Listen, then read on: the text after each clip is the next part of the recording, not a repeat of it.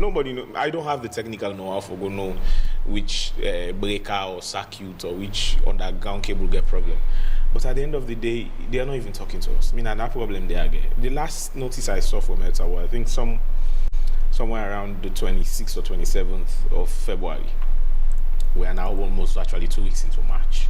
People are grumbling, you know, the electricity problem. No press release, nothing. You know, in a elect na chat GPT say una go. Anyway. You were talking about the fuel this morning. Yes, Matia. I mean, people are. I mean, we've just been left to speculate and panic. What's going on? You know what I think? I think that. Do you remember, like about a month ago, right? That increase in fuel, it was not influenced by any geopolitical whatever, by any global spike or anything. So it's my firmest belief that if we hadn't gotten that one at that time, by now maybe we'll be buying the fuel for the 28,500, is it? Yeah. Instead of 32,000. What influenced that? What prompted that? And I think those are some of the things we discussed. You know, no reasons, you know, were proffered for the that increment. particular one. And it's sad. They were telling us about ceiling. And also then puts the ceiling. I tell you. You know, and the sad thing is, we had a period wherein the pump price should have come down to as low as 20 leones. Exactly, because barrels were way less. Yeah, remember that time where fuel station go to sell on 24. Yes. That's an for don't put on. Some But they even didn't. attempted to sell it at 22. Yeah, they didn't. You know, Edmond Abu was all over the place telling them, do the needful. Because now we don't put on down by then. If we not be here up 23 or 24, this one now is and so now is now 25. People and still for don't be able to cope. But we go down. You know, it's not, but you know, the Minister of Information was here, and he, according to him, he stated that, you know, the reason why, of course, you know, the issue between Iran and Israel, that's the main thing. But you know, we all know that we have a storage that will last us the next 3 months. Well, you know something about Matia, I'm confused here. Because we were told, when we had that increase, we were told that they had to raise the ceiling because they wouldn't want us to be affected by future shocks. And what's happening now? Well, I think Iran and Israel don't bust the ceiling. But on a more serious note, though. And with the tension around this Strait of Hormuz, is that what it's called? Yeah. It can only get worse. The explanation is that as it starts, you know, and I don't want to misquote the minister, but if you don't go by, let's say, 1 leone, and then the market price around the world right now, let's say 2 leone. If you can sell this one where you be don't go buy at 1 leone, where you go down now you and you ready for go buy, now 2 leone price you dey go meet up. You're not going to get the buying capacity for go buy 2 leone. So say even though the fuel where they now was bought at a lower cost, if then sell at a lower cost, I mean the fuel dealers or the market traders or so, then they go buy fuel they're not going to get money for go buy at the higher cost where they now. And I think he also mentioned something about the fact that most of them feel there. Now like, you know, go sell and pay me, yes, and can take commission and can pay me money. So they may not go take her at 1 leone. And the price now, they the world market at 2 leone. So if you can't sell at 1 leone, you're not going to go pay the 2 leone price. So those are the economics but I think they'd ask the them for a 2 leone price if it was sold at 1 leone. well, until we don't know the. We do know, but you know. I cannot make any sense. The explanation and the explanation and. You know, there's nothing we can do, can we? We just hope things get better. And you know, the issue of the ripple effect of the fuel as well. The masses. Yeah, but the good thing is, as at I think Monday was the 9th. Yes, as at Monday. the international market price for fuel was $120 or 120 per barrel. As at the 10th and the 11th, which includes yesterday and today, the price, yes, is now around $88 to $91 per barrel. Okay, it has gone down. Yes, but will it come down again? They'll tell you, well, we don't want to just... and those anything can happen. Those are the questions. Know what will happen. Those are the questions I asked, and too many unanswered questions, Mattia. Yeah. And those who suffer really, they don't even have the voice to speak up. It's... And you can see the different markets. Brent crude is $88 to $91.40 per barrel. WTI crude is 83 to around 86 per barrel. URALS crude is $62 per barrel. So this world market will be go up because of the war to 120. It don't come down back to around 83 to $86 per barrel. We're calling on our politicians. We're calling on our, governments. Mr. Siba, Minister of Information, if you watch me, sir, this is not the direct market for today I give you.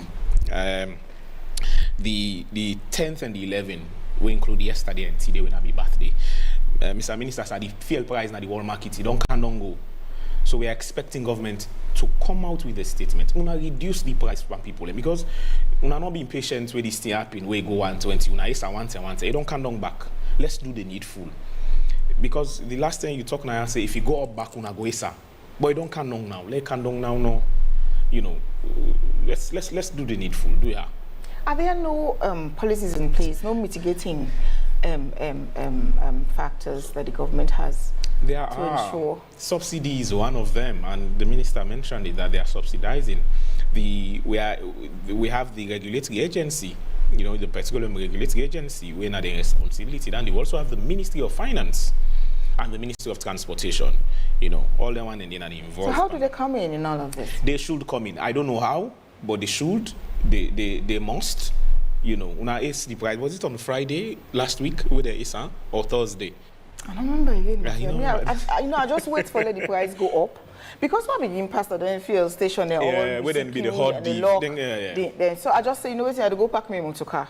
When the price go up, we will go buy them at that price there, and that don't happen. Well, you don't come on back.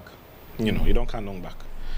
And this one is there, all man, and they can tell we say a lot of Google. This is not only Google. I'm giving you the different market price around the world. The benchmark there as of the 10th and the 11th of April 2026. So we're calling on, those responsible, Minister Chernobasa, Minister of Information, the President Julius Maada Bio, the head for the Petroleum Regulatory Agency, Mr. Balua, and the Minister of Finance, and all the one that were responsible. You don't go. If you go up on Isam, we can back like can do ya. That's what we're saying. That's fair. Yeah. By now, if I don't come back to Saibin, they win at the 28th. Can we do that as a country? For the people, this government has promised this year of action. This will be the first action. If we now we go up on Isam, we can put up. That's what action means. Yeah. Let me see the action. They go fine so on my birthday. I'm fine present. Let the price come down. Side again will be the Petra, they let them come down. Well, anyway. Today is the 11th of March, the great 11th of March. And we're in the year of our Lord. Mattia Day. We're in the year of our Lord 2026. Good morning to all our viewers and listeners from Ghana, Nigeria, Liberia, the Gambia, Senegal, Guinea, UK, the US, and of course in country here to all our citizens and around the globe. This is how we welcome you to this midweek edition of Wake Up Sierra Leone on AYV television, on channel 33 on radio and FM 101.7 and on DSTV channel 399. My name is Bokari Mattia. And I am Alimata Judge. Stay with us throughout the show as we bring you interviews, sports, entertainment, and many more in these 2 hours of information and learning here on AYV TV and radio. We are broadcasting live from the top of Tower Hill in the heart of the beautiful capital, Freetown. We do encourage your feedback and inputs through our AYV News Facebook page. But first, let's get a quick message from our sponsor, Wakeup Commercial Bank, and other advertisers.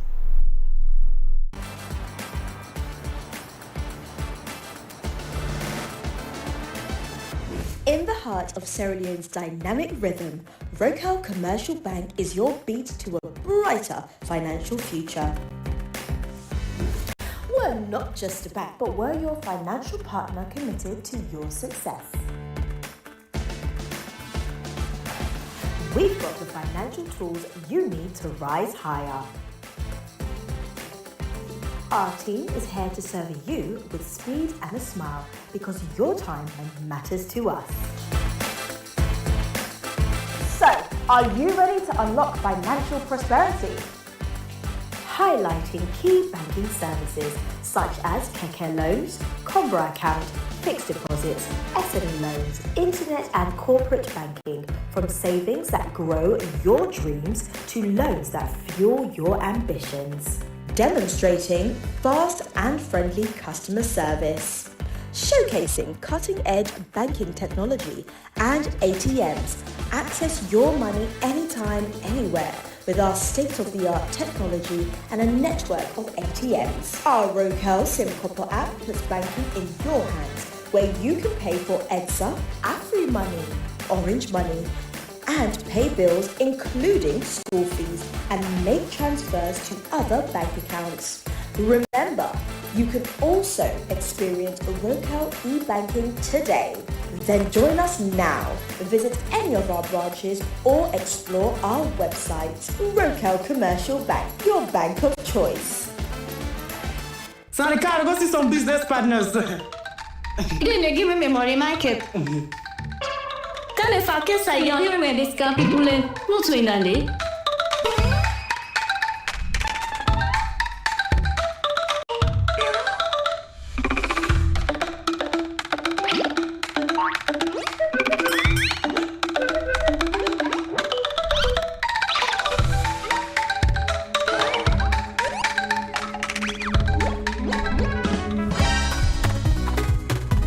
Michael, today you pay me money. I don't send it for let you help me send money in Ghana. 2 weeks now, you don't send me money and tell you don't give me back me money. Today, give me money. You don't ever send me goodness in life. I send back money, but trust me, today at the very last day, I ever send money for her. I don't need your help because I don't know so with Afri money. Are they able to send money? Now Baku Africa countries with Afri money. We'll be able to send money to over 10 African countries, whether it's Ghana, Gambia, Liberia, or Kenya. If me party we know this, we're not for the party drama right now. Okay, we're not going to regret. I mean, now we're not going to regret. The best part right now, Michael, with Afri money, you dey able to send money, even if you not use app, even if you know the online, directly. All you need for do, you just dial *161#. Pam, your money don't go. So I don't need the help again. Thief man.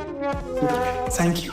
Send money to over 10 African countries instantly with AfriMoney. No stress, no excuses. Just dial *161*1*6# now.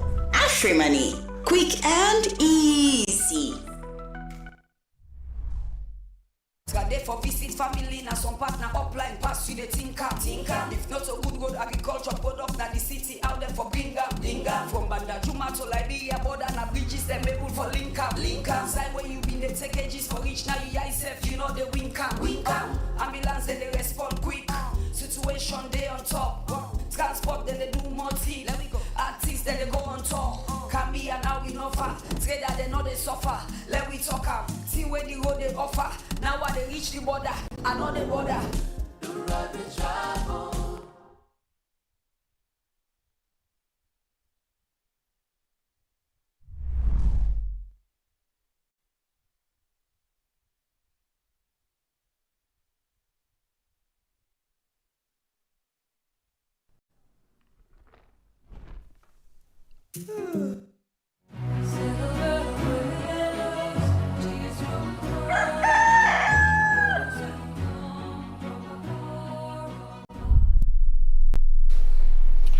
Welcome back.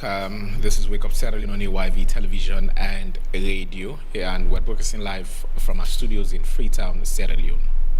Coming up in the program today, we shall be discussing the effects of the Middle East geopolitics on Sierra Leone's economy, recovery and potential investment shifts. And also, the Ministry of Basic and Senior Secondary Education issued a stern directive banning all forms of school camping within school premises across the country, citing widespread misconduct that threatens the integrity of the country's education system. We shall be looking at that as well. But as always, keep those comments and thoughts coming into our Facebook page, AYV News, and be part of the conversation. Now, in our first segment this morning, it's evidently clear that the Middle East geopolitics, particularly conflicts involving major oil producers and shipping routes like the Straits of Hormuz, directly threatens Sierra Leone's economy by driving up fuel prices, causing inflation and increasing transportation costs. As a non-oil producer reliant on imports, these disruptions, coupled with reduced foreign aid and potential investment shift, severely impact Sierra Leone's economic recovery. So this morning, to discuss the Middle East geopolitics, its impact on Sierra Leone, amongst other things, in the studio, we've been joined by Moses Mambu, National Publicity Secretary of the ruling Sierra Leone People's Party. And we also have in our studio Dr. Mohamed Ibrahim Justice Ganawa, Senior Academic Staff, Department of Economics and Commerce, Froabe College, University of Sierra Leone. And we might get on Zoom Edmond Abu, and also we are expecting Darami to join us in the studio shortly. Gentlemen, good morning and welcome to AYV. Good morning, and thank you for having us this morning. Well, to our viewers and listeners, just to give you, a brief of what is currently happening around the world, the Middle East remains the most strategically important oil region in the world. Roughly 30 to 35% of the global oil supply comes from that region, particularly countries like Saudi Arabia, Iran, Iraq, Kuwait, and the United Arab Emirates. Oil from these countries is transported through one of the most important maritime routes in the world. That's the Straits of Hormuz. Now, nearly 1/5 of the world's oil passes through this narrow channel every day, and any conflict in the region quickly disrupts oil supply and global markets. The current geopolitical tensions include the Iran-Western tensions, the war involving Gaza Strip and Israel, the proxy conflicts involving groups in Yemen and Lebanon, and threats to shipping routes in the Red Sea, military deployment by global powers including the United States and the United Kingdom. And even where there are no full-scale war, the fear of disruption pushes global oil prices upwards. Now, why does this matter to us here in Sierra Leone? Sierra Leone is a net importer of petroleum products, and the country does not produce commercial oil, meaning fuel must be purchased from the international market.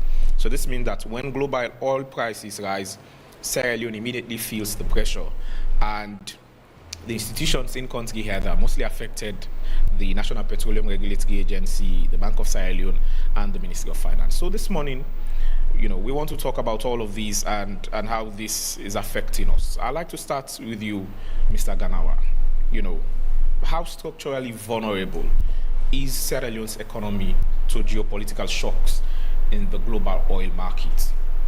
Good morning, and thank you for having me.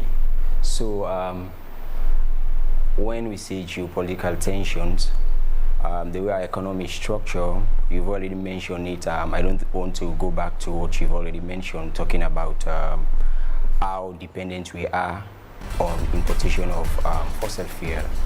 So if you are at the receiving end, In the your heart of structure Sierra is like Leone's that dynamic for rhythm, years. It Wakeup simply means Commercial that Bank is your if there is base anything to a that will brighter disturb the financial future. supply chain, anything that will affect not the just a normalcy bank, but we're your is going to financial affect you partner committed to significantly. your success. So without gainsaying, you know that the moment we start Wakeup. hearing this, some of us that are economists in academia, we notice that this is going to be something that is going to be very serious on our economy because of the structure.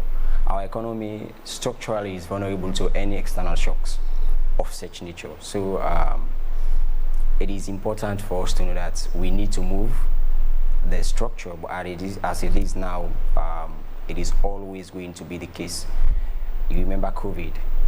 Anytime we have any crisis around the globe, this is what will happen because of the structure of our economy, especially petroleum products, not just petroleum products, but even the foodstuffs that we consume. Most of these are being imported into the country, and that structure of us depending make us to be vulnerable as a country. And anytime such happen, we are bound to receive the negative shocks. Yeah.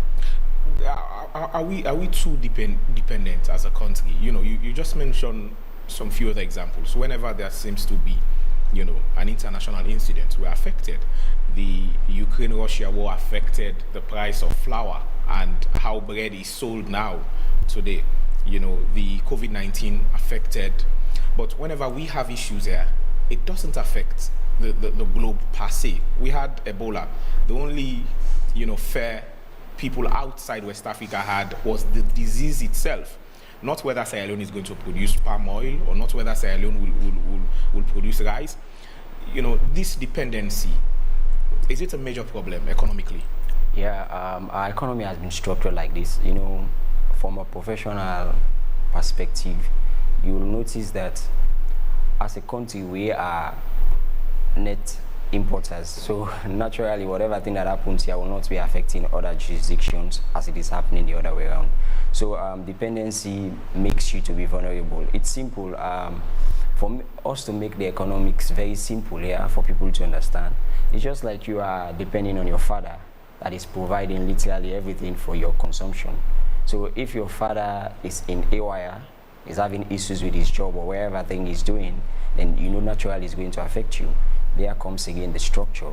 So I think what some of these things are bringing is for us now to be very intentional to shift our economy from where it is to a structure that will not be too dependent on what is happening.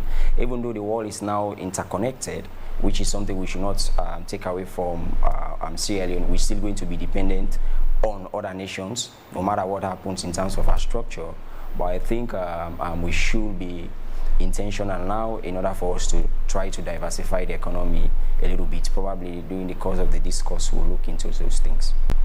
What macroeconomic indicators should Sierra Leoneans watch closely at the moment as the tension continues to rise? So with this, we have 3 areas that the economy is going to be affected, and these are the indicators which you take into consideration. One is inflation. You know, the thing about the energy market is so powerful. The transmission mechanism being used to get things moving in an upward trajectory, which is not good for any nation in terms of your welfare, the welfare of the citizens and people generally, is one, inflation. So when there is an increase in the global oil price, it simply means that the prices of fossil fuel will increase. And when it increases at that level, it means prices here will also increase. The pump price will increase. And when it increases, it has another mechanism again, which leads to transportation cost. Now people using transport, you know, will be paying more than what they used to pay because of this increase from 28.5 to 32. Then besides that, we have the food prices again that will be increasing. You know, we transport our goods and services across the country. So the moment it increases again, then it means, so all of these boils down to an inflation. So you'll observe that by the time we'll have the next inflation rate being published by StatSL, you'll observe that it must have been increased because of this. And the other is the pressure on the foreign exchange. You know, we now need more forex in order for us to buy. We are yet to buy because this is just a short stop measure that have been put in place in order for the oil marketing companies not to run at loss when they want to buy. That is the explanation and that is the economics behind it. But when they want to buy, the required forex that they used to buy, the volume that they used to get, will definitely increase now. And that's, if it continues like this, it will add serious pressure on our forex reserve. Already as a country, our forex reserve is really not okay. It is below the 3 months import cover, which is not a good one for us as a country, and we are having such tension again. So the exchange rate is also something that we'll have to look at, and perhaps the other pressure will be on the fiscal space, which is very tight already. So if it continues like this, I don't think government will want to be increasing the prices as things are moving. So at the end of the day, we'll think of subsidizing, and that form of subsidizing it will be another pressure on the already tight fiscal space that we're having as a country. So these are the things that we need to look at as we observe the trend, and we should not be happy. When I see Sierra Leoneans being so happy about the war, some people are supporting Israel, some are supporting Iran, I don't think it is helping us in any good way as a country. Rather, we should be hoping for the war to just end and we go back to normalcy. So we clearly do have an issue here. Yeah. And there are uncertainties for the future. We don't know what the future holds. So in the circumstance, what do you think the government can do now to try and mitigate the consequence of this global shock? So in economics, realistically, I don't want to talk like those textbook economists. I want to talk like an economist that is very practical, that is around the ecosystem, understands what is happening. You know, you don't fix problem today for today. It's not possible. So what we should be doing, which is what I normally refer to as intentional planning, is for us as a country, in order for us now to look at the energy space. You know, it's been a long time we're saying we should diversify. Up to this time, the diversification of our energy space is still really slow. As a country, we should now be focusing on not just the normal plants, the car power ship that we are using. We should be focusing now on developing our hydro. We have huge potential for it, and we also have a potential for solar. This country is blessed with sunlight, and even the wind turbines, understand, should be utilized in order for us to diversify the space. And even the production, because for me, I'm not just looking at the petroleum product, I'm also looking at our consumption devoid the petroleum product, which is the things that we consume on a day-to-day basis. We should try to improve on domestic production. But all of these are things that will not just happen overnight. So government will have to strike a balance now to see if it continues, what are we going to do in order for us? Because one thing about government, when it comes to governance issue, it is the welfare of the people that matters. So at this point in time, if this war, this crisis continues, we should be looking at ways of not just continuously increasing the prices, but we should find a short-term measure by reducing the way we'll be increasing it, by coming with subsidies, or try to reduce the tax within the competition of the pricing formula. That is the short-term measure, but there is nothing that could be done now as a country that will say this thing will not affect us. Even when we diversify, it will affect us, but just that when you diversify, the pressure, the impact will be minimal compared to other nations like Ghana. When you look at Ghana, their structure, they've improved a little bit. Domestic revenue mobilization is doing well. Domestic production is doing well. They are not there yet, but the structure of theirs is kind of better off compared to what is happening in our jurisdiction. So we have a responsibility for us to say, okay, we need to be intentional about us moving off the normalcy, that is to say, just depending on what is happening in those places. Rather, we diversify, improve domestic production, and as a country, productivity level has been low, and I think these are some of the things you should be doing in the medium to long term in order for us to move. But I don't want us to have a situation, the moment we are done with this crisis, we go back to normalcy. That is what normally happens. I think by this time, diversification of our energy sector should be something that government should be very intentional about. Bring private sector players in order for them to come on board. We're not just depending on the on-grid, we should also be looking at the off-grid sort of solution for energy, because even this is going to affect the prices, the tariffs for that will be charged by EDSA, because they are also using fossil fuel. So it is important for us to know that we can't do anything now and solve the thing, as people normally say. No, government should just do this overnight and we have this. That's textbook. You being around, understanding the dynamics, the structural adjustment programs we've been having year in, year out. I think now we just need to make sure we look at the welfare of our citizens, and devoid the welfare, we now look at medium-term plans in order for us to make sure we try to diversify, so that when these things happening, and one thing I want us to know, that these things won't stop. They will continue. We'll be having them coming up after some time. So as a nation, I think it should be an eye-opener for us to be very deliberate, intentional about us planning having a restructuring of our economy so that we'll be resilient rather than us being so vulnerable as we are as a nation now. Okay, thank you, Mr. Ganawa. I'll be back with you. Mr. Mambu, so it's obvious. Mr. Ganawa just mentioned that these things will not stop. We'll continue to have shocks. And it's as if our economy remains very exposed, should I say vulnerable, to global turbulence. Does the government have an economic resilience plan to mitigate this? Yes. Our the government of Sierra Leone economic plan started at the end of our war, when the poverty reduction strategy paper, I know you guys are aware of the poverty reduction strategy paper that came out under President Kaba. Yes, at the end of the war. That was the beginning of putting together a resilient economy for the future. Successive governments have been modifying it. Like when the APC came, they came with the agenda for prosperity, the agenda for change, right? When the SLPP came, now we're dealing with the big 5 game changers. These are all contributing to the poverty reduction strategy paper.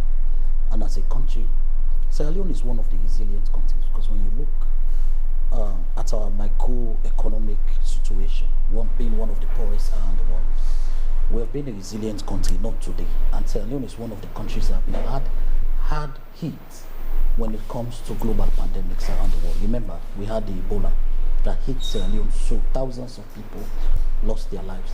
But we came out from it. Did some fiscal structural policies that cushioned the economic effect. When we came to power in 2018, the economy was projected by IMF to grow by 4.3% in 2020. By the end of 2019, we were hit with the coronavirus. Coronavirus came. And the unique aspect of the coronavirus, unlike the Ebola affected few countries. So most of the bigger players, most of the bigger economic players around the world contributed in helping Sierra Leone and Liberia and Guinea that had the Ebola. But when it comes to the coronavirus, it affected every country on earth. So coronavirus really tested our resilience. Few of the things the government put in place at that time that have not been existing in Sierra Leone now is the Sierra Leone Economic Council. The Sierra Leone Economic Council was put together by the President of the Republic of Sierra Leone. Mr. Mambu, I want us to speak specifically to the hand at the moment. Yeah, that's where I'm coming. The spike. Yeah. What is the government doing to mitigate the consequences on the citizens? That's where I'm coming.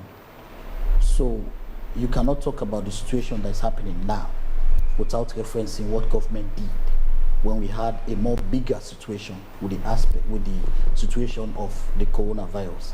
Because the coronavirus, why you need to look at the space clearly, because the coronavirus shut down the global economy, disrupted completely, not like right now, half, but the coronavirus shut down completely the supply chain mechanism globally, and we're able to pull it off.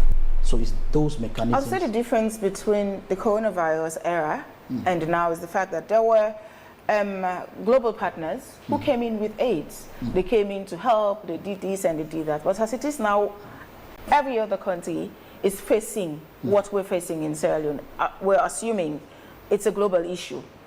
So what is the government's short-term plan to mitigate the adverse effect it will have on citizens? So if you give me the opportunity, I will tell you. Okay.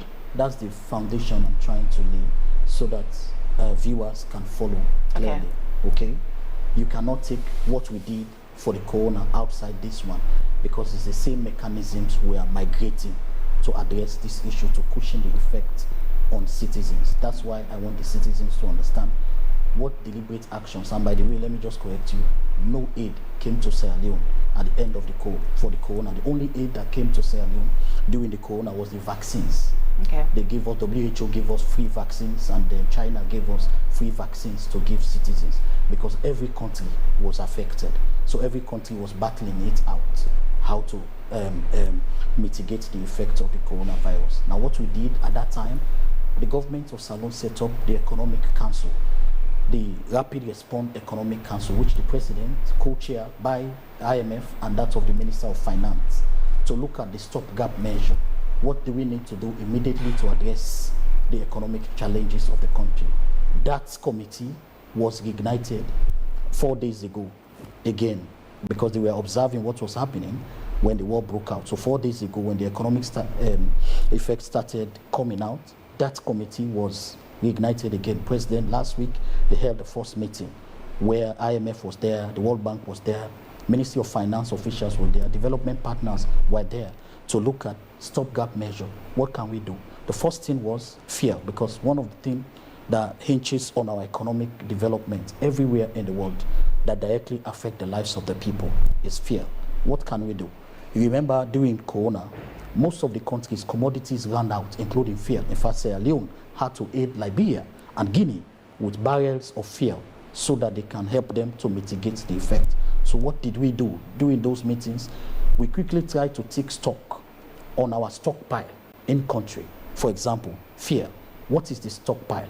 And the president converged a meeting with the OMCs. What can we do to make sure, because anytime there's economic shock, there's global problem, one of the things it affects is prices. Everybody knows that. But prices in economy have two components. Component one, the way you buy and how it gets here. Component two, the way you sell to the public. You understand? Looking at the earning power of citizens. So we look at that. During the meetings, the OMC, according to estimates, because the Strait of Hormuz, over 1/5 of the oil that comes to us here comes through the Strait of Hormuz. So what, based on estimates from the OMCs, they said, if we are to go buy again to bring fear, when we run out of stock the next 20 days, we will need fuel to be sold at 36 leones per liter. That's the estimate. And then the government said, no, we cannot do that. You know, IMF have been frowning on governments, especially governments in developing countries, because they want governments in developing countries to be servicing their debt. So one of the things IMF have been frowning on is the issue of subsidizing, especially fuel. And the explanation to that is, if you subsidize fuel as a government, a lot of citizens will not benefit from that subsidy. It is the big companies who are procuring millions of liters a day. They are the ones that will directly benefit more than the ordinary people. But when it comes to this case, the stopgap measure that government did, government told the OMCs that, okay, if it's going to be 36, make it 32, and then we'll subsidize. It was not an easy argument to get the IMF to agree, but they themselves understand the situation. So two things. One, government currently, as I sit here, we are subsidizing 3 leones per liter to make sure we keep it at 32. Why? Two things. One, government is aware of the fact that because of what is happening can lead to shortages. So we have two arguments. The economics man is here. Two arguments is at play. Do we need the commodity to be scarce in the market? So when you go to the fuel station to pump gas, there's no gas. Or we need it to be available, even though it is a little bit expensive due to the fact that what is happening now globally. And the economic way to that, economic will tell you that, okay, it is better for the commodity to be a little bit expensive, but it is available. Because there will be more disruptions. There will be more disruptions in our daily lives if there are no transportations on the street, if there are no fuels at the petrol station, if there are no goods coming from the provinces because vehicles don't have fuel to fuel their vehicle to transport those goods. So what did we take? We said, okay, fuel can go up a little bit and then make sure it is in country. As I speak, OMCs have gone ahead to put in for more commodities to be in country. As I sit here now, we have stock for the next 3 weeks, and then we're expecting stock for the next 3 months. But then there's a catch. What President did immediately is to put a council together of experts, including OMCs, that will be meeting on a weekly basis specifically to be looking at what is happening globally, especially with the war between Iran and America, plus now the Gulf states have involved. He gave them 3 mandates. Mandate 1 is to continue looking at the global price. But then one of the things a lot of people don't take into cognizance, we look at the fuel per barrel globally, because a few days ago it was 120. Today it's 90, it's coming down. But then if it is coming down, it cannot automatically come down in countries like this. But why does it automatically go up when it goes up? Why? Okay, I'll give you the economic reasons. Now, when there is scarcity as a result of war, so many other things is affected. So one of the things that now goes into the new pricing is the transportation to bring it. Now, it's not only about the closing of Hormuz, no. It's also about the shipping companies not agreeing to bring the product. Because, I'm coming, just yesterday, 2 fuel ships through the Strait of Hormuz that came from Ukraine were shut down by Iran. So a lot of the shipping companies, because of the huge costs in insurance, a lot of the shipping companies, even when America said, okay, we'll provide our boats, our gunship to help you pass through the Strait, they are refusing to come. So most of the shipping companies that are bringing this fuel are refusing to risk it because the insurance is so high, so they are not coming. Now, when there is such a... Let me just come in. Let's look at the reality. So, no ships were coming through the Straits of Hormuz when the international oil market price went up to as high as 120. And this government, in consultation with the oil dealers, immediately, bent down to their desire and raised the fuel pump price to 32 leones. Now the international price has gone down to around 80 to 90. 92. And still, no ships are passing through the Straits of Hormuz. So the issue here is not whether ships are passing. The reason given by this government, and as communicated through the press release from the Ministry of Information, is the current war between Iran and Israel and the United States, and the fact that ships are not being allowed to pass through. So because of that, in that scene, the international oil price has gone up, but now it has come down again. Albeit that no ships are passing as we speak now. No ships were passing last week when the prices went up. No ships are passing now that the prices has come down. So the issue of insurance by the ships are always going to take insurance, whether there is war, whether there is no war or not. It has come down. Immediately it went up. We saw fuel stations hoarding fuel, closing down, sales point. It has come down, and we're not seeing anything like that. So the argument that transport, no ship is passing, no ship has passed the Strait of Hormuz since last week. Why shouldn't the price come down this week? Okay, there are 2 economic factors to that. When a situation happens, it have 2 economic effects. The direct effect, which is the ship not passing, and the indirect effect, which is, for example, Sierra Leone is buying fuel from Senegal, the Ivory Coast. But then the shipping company is globalization, it's global supply chain mechanism. Now, and there's competition in it, okay? Because Sierra Leone buy small quantity. So now, if Sierra Leone OMCs go and put in for fuel in Senegal, and then Nigeria or Ghana goes and put in for fuel in the same Senegal, looking at the shortages in transportation to bring it here, the highest bidder get the bid. So if you don't, I tell you, if you don't compete at that level to get it, it's going to affect your economy. And at the end of the day, production, the market price is going to change. So there are 2 key effects. One, you have the direct effect when something happens. If we have blackout here right now, there's direct effect. We go out of line. There's indirect effect. Your customers, your viewers, stop seeing the program. In fact, that is more huge. So in as much as you address the light, you also address your viewers who are not directly accessing the program anymore. So the indirect effect is there is shortage in transportation to get the fuel here. And as a result of that, it shoots up. I will give you an example. When the corona struck, ship stopped running. Transportation of goods from countries where we are procuring those goods went up by 84%. As I sit here this morning, sea transportation have gone up by 38%. So you have to factor, mind you, these OMCs, they are doing business. So you have to factor those costs into the transportation to bring those commodities here. That's why you had the economic sale. But those factors were considered. Why shouldn't they be considered now to reduce the price? Why should? Because I am baffled. No, I want to land on this point. Yeah, I'm coming. I am educated, and I'm struggling to understand your position. Imagine someone who is pushing or holding, the Omolanke this morning. Okay, so make a talk about how that person would understand. Why I'm asking this question is, when the prices went up, all these considerations were put into fact you know, and it gave us the 32 leons we are seeing now. No, they were not in its entirety because it keep revolving. No, that's what you're not understanding. And it has evolved to come down. So why shouldn't there be negotiation for it to come down? Why should it stay the same? No, in economy, don't pinpoint at the coming down. There are other costs hugely attached to that coming down that affect countries like us. Why do you think, as we sit here now, 2 weeks ago, okay, let me make the public understand and yourself. 2 weeks ago, the average pump price per fuel in America was $2.42. That's the average. Because places like California, they sell more. But the average in America produced oil, right?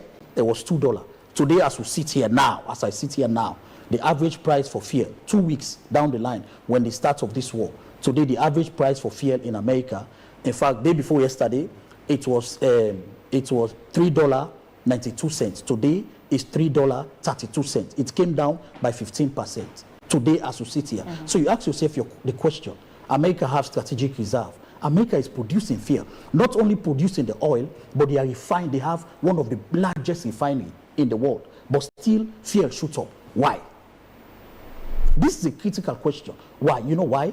Because the price, just the barrel of the fuel coming down, just the barrel of the fuel coming down has other components, economic components to that fuel to get to the station and get to your vehicle or get to your generator. So there are other costs attached to it.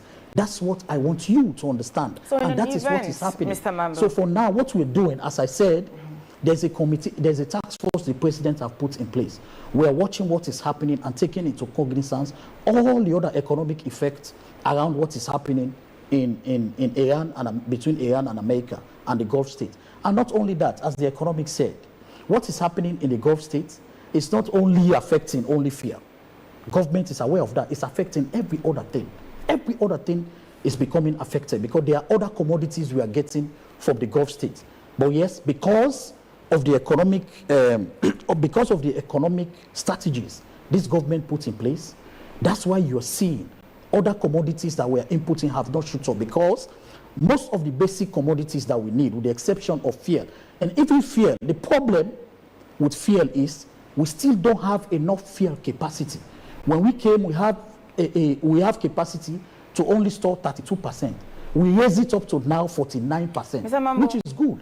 In an event where, okay, now the fuel has got the price per barrel has gone down a bit, and you have no intention, well, from what you're saying, because you've considered other factors and transportation and other things, it can't go down for the ordinary Sierra Leonean. In an event wherein we wake up 2 or 3 days from now, and then the price per barrel goes up again, are we expecting that the price of fuel in Sierra Leone would go up immediately, just like it happened last week? Let me make this quotation to you. There is nobody that care about what Sierra Leoneans are going through more than the government in power and who want to continue to be in power. None. So we care. We are also feeling it. It is our responsibility as a party in power to make sure we cushion the effect. As I sit here, fuel should have been 36. We brought it down to 32. Government is subsidizing, which we are already having heated argument with IMF because they don't want government to continue doing that. It is not a prudent economic expenditure model according to the IMF. So we'll continue to do that. As I told you, we are monitoring the situation. The question is, Mr. Mambo. That's what I'm saying. That's where I'm coming. If it goes up, if the government is monitoring the situation, what I will tell you is, we are monitoring the situation. There are economic and now it has gone down. So what is stopping us from buying fuel at a lower price? I have told you already the factors. The barrel going down does not mean the pump price should go down. Okay. So what I want to let people to understand where this problem hits it not only affects the price of the barrel, it affects even how the fuel they can salon. It affects the insurance way OMCs then they pay. It affects the tax then whether they pay for even bring the fuel now. So all that they put together, the barrel of the fuel coming down, not mean say the problem done. Not to him, because there are other problems. We war begin, we fire war, bam, we fire one shot, war begin a free top. Then later the war done. When that war they done, road go down poil, AYV go down burn. You they say everything because the war done, all things for come back together. No, it take time, small. small, before we get back to the level we been there.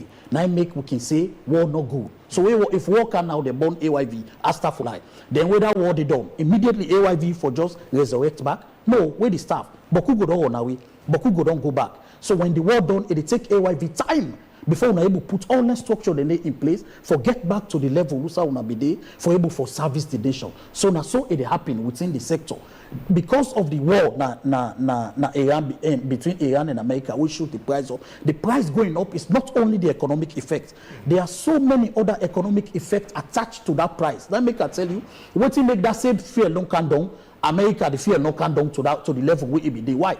Even though then they produce the fear. Then they supply the market. It come down by 15%. But yes. no, you so go. we say no go reduce. So compare a country where they produce fear, they supply the market, it go up, it just come down by 15%. Compare now to we know the even producer.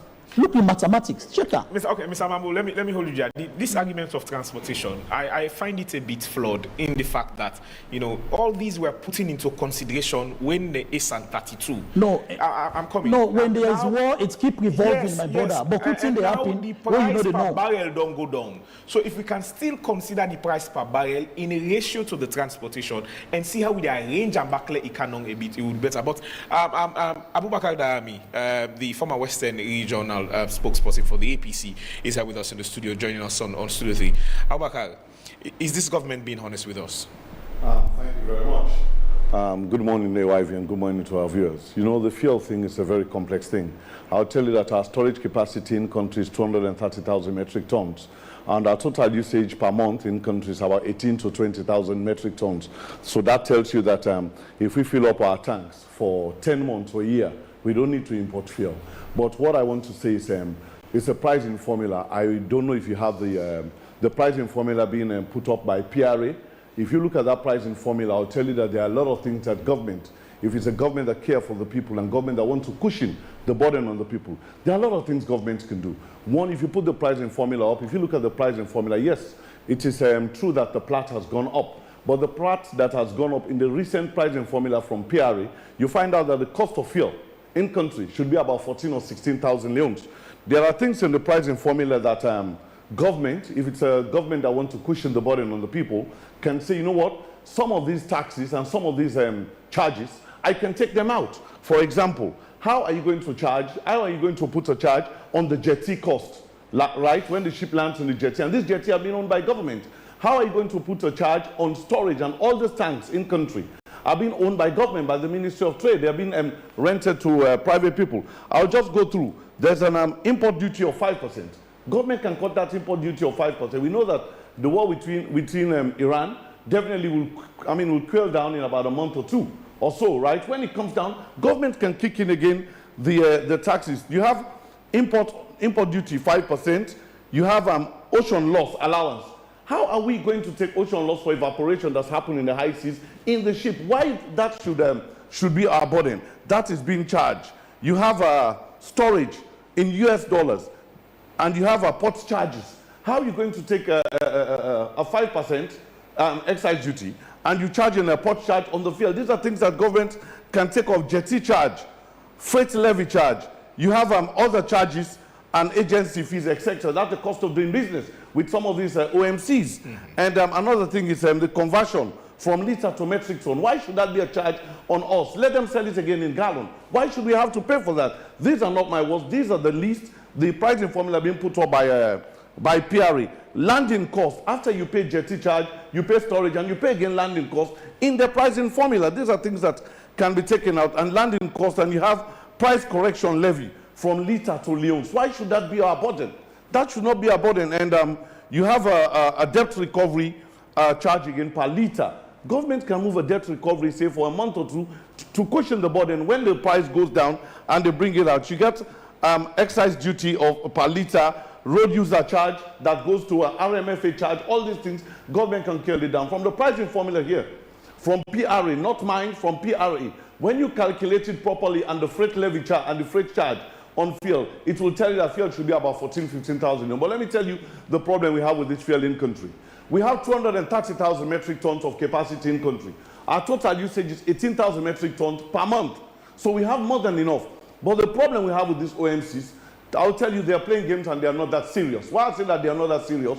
For the past year or two, most of the ships coming in country, they bring 3,000 metric tons, 4,000, 5,000 metric tons. If the transportation cost to come to Sierra Leone, it's about $100,000. If you bring 3,000 metric tons, you're going to pay $100,000. If you bring 50,000 metric tons, you're still going to pay the same cost and the same insurance on that vessel. So if we want these things to go down, cost to go down, let's go serious players in the whole thing, or we adopt the Guinea model. People talk about this war as if Sierra Leone is bordering with Ukraine, with Iran or Israel. Come on, there's Guinea on the other side and there's Liberia here. Ever since this problem has started, they've not added a penny on their fuel. That is one. And two, when you look at the price, the day the war started, 2 days after that, PRA raised the price up. Immediately after that, and at that time, fuel just went from $78 to $83 per barrel, and it was still climbing. It went to 120.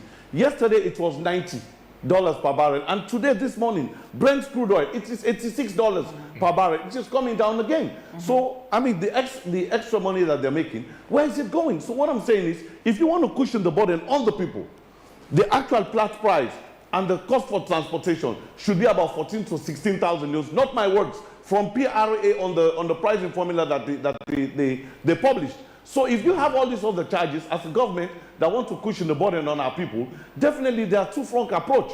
The two-pronged approach is, one, the prices for the filling station should be one, and the price to mining companies that you say you don't want to benefit from these subsidies and all, you can leave that charge on them because they buy bulk from these depots. So you can be able to adjust that. But for people to tell me that the pricing formula, you have to keep it this way, and the government is cushioning the problem from the citizen, it's not my words. I say again, it is the pricing formula for PRA. So these are problems that we can cushion.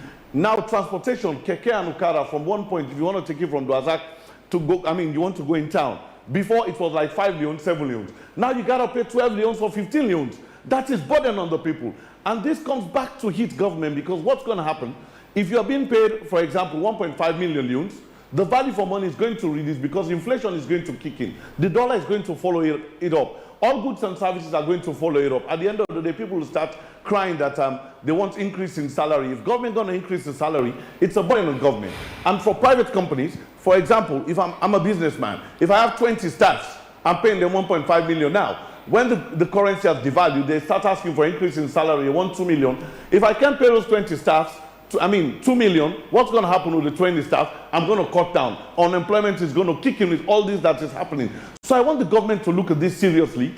They can adopt the Guinea model. What happens in Guinea with SONAP, because I'm conversant with that, you have different oil dealers, right? At the end of the month, when they want to import, mind you, the storage capacity in Guinea is 87,000 metric tons. And the usage in Guinea is 120,000 metric tons. So that tells you it is a must for them to bring at least 2 or 3 load ship in. But what they do is they get all the oil marketing companies, the dealers, everybody raise your LC. If you want 10,000 metric tons, you want 5,000 metric tons, you want 2,000, they bring all the LC to SONAP. When they bring all the LC to SONAP, and SONAP have one person that orders the fuel in country, they'll bring 60 or 80,000 litres. Once the vessel gets to the jetty, they pump. If NP wants 5,000 metric ton, they pump it in their tank. If Connex wants 2,000 metric ton, they pump it in the tank. So that makes the cost of transportation and the insurance is just one cost. So that way they're able to hold it down. But in country, go check. You'll see a vessel coming in with 3,000 metric ton. And the problem my brother is saying there, that vessels will come here. That is true. Because if a vessel have about 50,000 metric ton of stock on the ship, and you want to bring it into Sierra Leone for 3,000 metric ton, 2,000, they're not going to come. Yeah. So what they normally do is they go sell to these other countries. When they have leftovers in the tanks, I'll give you various vessels that come in this country, and I'll tell you where they have gone before, and they have leftovers of 3,000, 5,000. That's when they come to Sierra Leone to come sell elsewhere. So that's exactly what is happening. So if we want to be serious about this field, let us look at the pricing formula. I don't want to go to the Strait of Hormuz, the things about Ukraine, about the war in Iran and all. Let us look at this pricing formula, the charges of government. How can we pay a jetty charge when the jetty in Kisi, the 2 jetties there, they are owned by government? The tanks in Kisi, all those tanks, they are being owned by government. And all these other charges don't make sense. For a while now, over 6 months or 8 months, The dollar to the Leone has been stable. But in here, there's a charge. If there's a check in the dollar or the Leones, we should pay that. Why should we pay that? Mr. Darami, I hosted the Minister of Information here a day ago or two, and his argument is that government needs the tax because at the end of the day, government is going to pay teachers, doctors, nurses, the military or police personnel. So there's small tax here. If government pull them, who said government they pull money for pay the next month? Definitely, yes, that is true. Government needs the taxes, right? But I'll tell you, in a situation like this, when you see there are a lot of problems, government have a lot of other areas that government can collect revenue from. It is not just from fuel.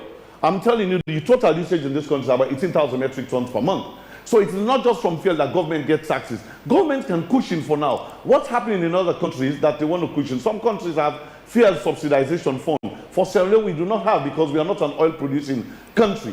But for some other countries, universities and other institutions that do consume energy that much, they seize them or they have 2 days to go to universities and other places like Bangladesh and other places. So we can look at some of these taxes. It is not that they're eradicating it totally. It is just that putting on hold to cushion the border. And once this war, we all know that it will be done very, very soon. Once this war comes back down in about a month or two, government can kick in the tax again. Governments have various other areas that they collect taxes from the mines, from other areas. We all understand that. So all what we are saying is, if government leave it like that, inflation will kick in. And when inflation kicks in, the burden comes back to government. Goods and services will have gone up. People will start to cry for higher salaries. A lot of things cannot be met. And you find out that the people in the country cannot meet their daily needs. Darami, before, I apologize, Mambu, I'm coming.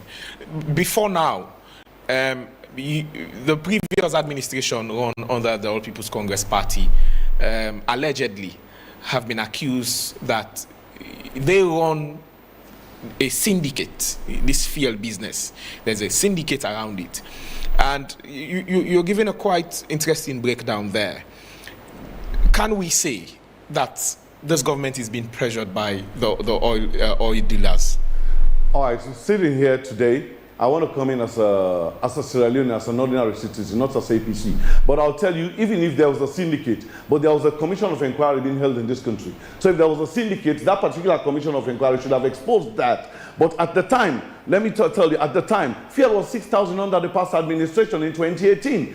In 2008, 2009, when we have the global crisis in the world, fuel went to $141 in the stock market. The highest fuel went at that time was about 3,750. When it went to 3,750, the next time they want to hike the fuel price, people like Ben Kelfala jumped out in the street with placards saying that fuel price has gone up, they should demonstrate for that. And at that time, fuel just went to 3,750. Now we are talking about 32,000 leones per liter.